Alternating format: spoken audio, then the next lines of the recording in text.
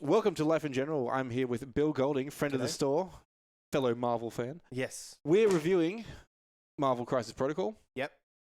Bill, I hear you're a bit of a Marvel fan. Who's your favorite character? Oh well, Spider-Man. Oh, obviously. Spider-Man. Yeah. This Champ. little gentleman here. Let's see if we can bring the camera down with a little Yeah. Spidey here. Look at that. Yeah. What a ledge. Look at this little man.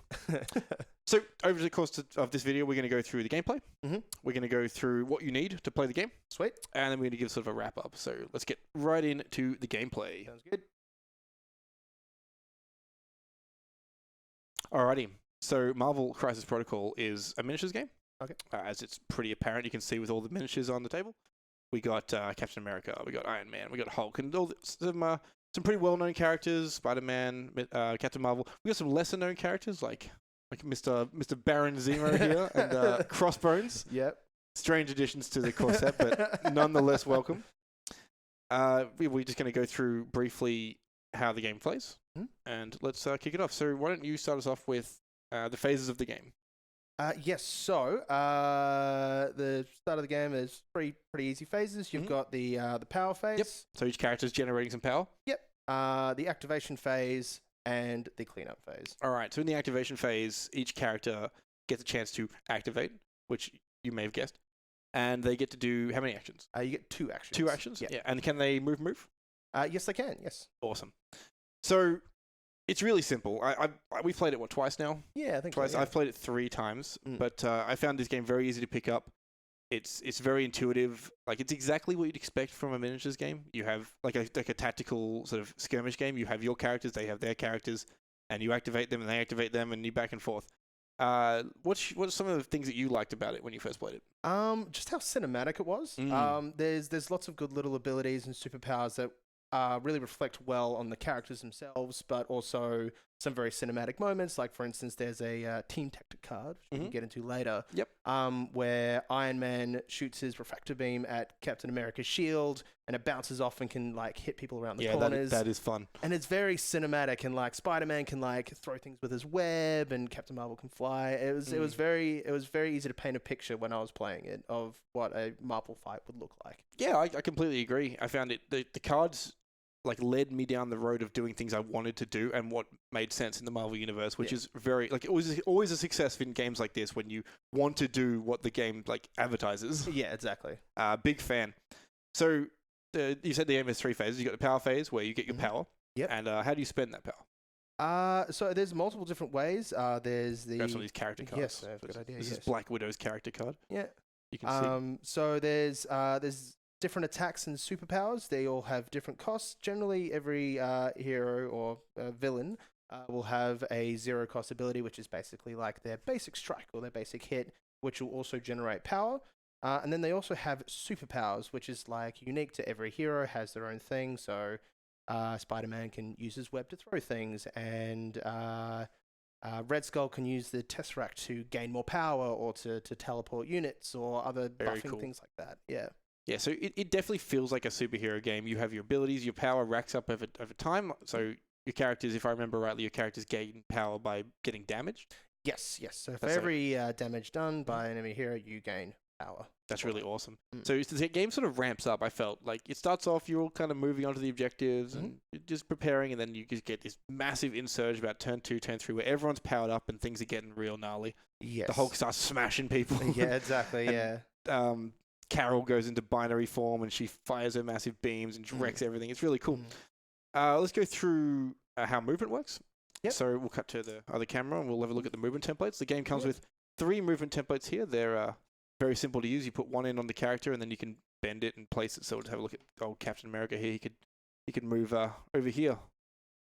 Things like that. You can move up to the template. You don't have to move the full distance. Yep. And you can move twice a turn. So characters can actually move quite far. Yeah, yep. And then we look at the other templates. These are the range templates. So unlike other games, a range 2 is not 2/3 of a range 3. As you can see there, they're actually quite different. The short side of every template is range 1.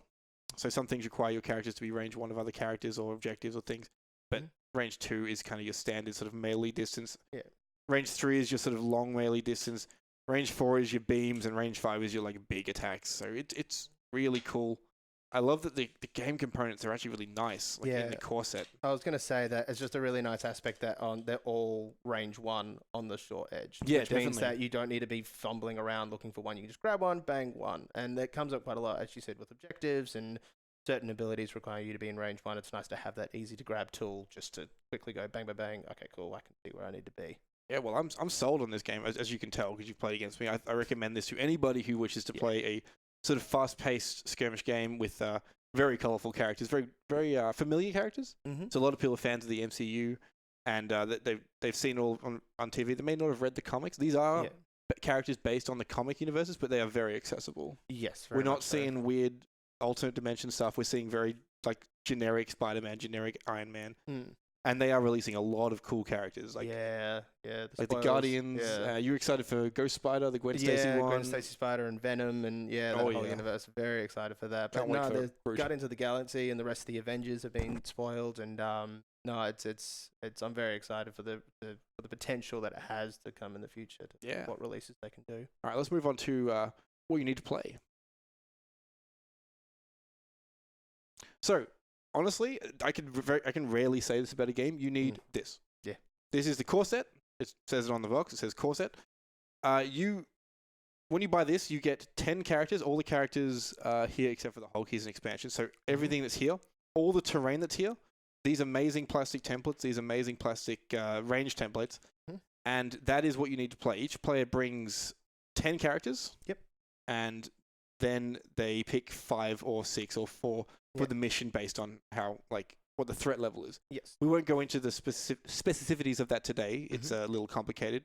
But overall, you just need everything in this core box. You don't have to buy extra dice. You don't have to buy extra templates. It's all there, which is a huge win in my books. Oh, absolutely. Yeah. It's the fact that it's like, I think it's quite good value for its price. And then it's the fact that it comes with everything you need is just such a great way to start a release like this. Well, yeah, like you're a fairly like new player to a lot of different games. You don't want to buy into something knowing that there's a whole bunch of stuff you need to get. Not like, oh, now I have to go get these templates. Oh, I have to now go get these tokens. Like, it's just, okay, cool. Everything you need. And like, if you want to explore it later as the expansions comes out, it's just such a great basis because it was like, not only that, but obviously all this terrain and stuff as well, which looks amazing. Like, they've done a really great job with the design. Yeah, we've got the Daily Bugle, which is kind of cool. It's a little comic book, like, sort of store looking thing. And we've got the dumpsters, these nice taxis. You don't have to put the taxi on top, so you can make it as a regular car.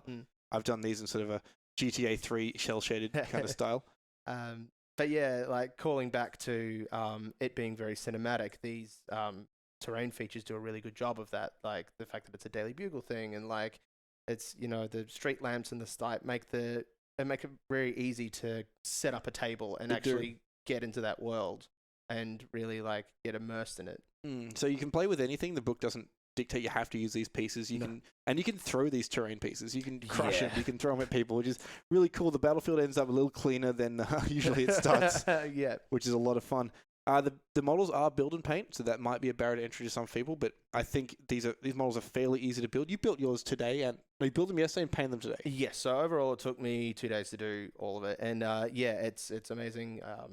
Like it was definitely painting's not my strong point, but it was quite easy to get them up to a standard which I was actually really happy with, and it would look really good on the table. Yeah, they take contrast paints really well, so I'd recommend the Games Workshop contrast paints. If you're going to paint these guys as you're supposed to, like what's on the box, you can paint them however you like. They're your miniatures, but if you want to get the sort of this paint scheme done fairly quickly, you can just use the blues and the oranges and the reds and things like that, and you'll have a great time.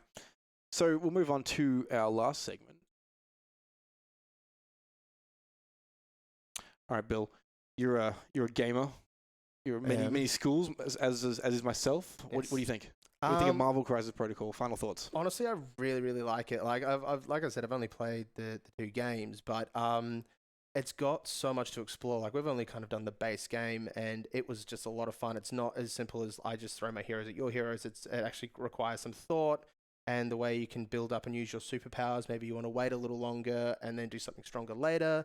The way that the heroes and villains can interact with each other. So like as we talked about before, the Captain America and the Iron Man situation, that's really fun. But there's other great little things in there like that, which makes the game feel very cinematic, and it plays very simply. Like it wasn't difficult to learn, and it's just got great synergies and great feel. Yeah, I completely agree with everything you just said. I was a little speculative. Oh, look, another miniatures game, or whatever. See how long it lasts. But this one, the models are great. The game is great. You just like, do you kill that character first? Do you wait till they hit you to get the power? Exactly what you said. I don't want to touch on any more than that. But the back and forth was good. There's enough skill, but it's also just fairly easy to get in and play. You don't get. It's not like chess levels where you get demolished by someone who's a little bit better than you. It's very accessible. I'm excited to explore this further. And so if you want to grab this game, General Games in stock right now, $150 for the core set. The expansions are $60, and you get big old boys like the Hulk here. You got MODOK, and we got a bunch more stuff coming out soon. If you want to get a demo, come in store, check it out. It's on display right now at both our stores, I believe. And so remember to like and subscribe to the channel for more rad reviews. Thanks for watching.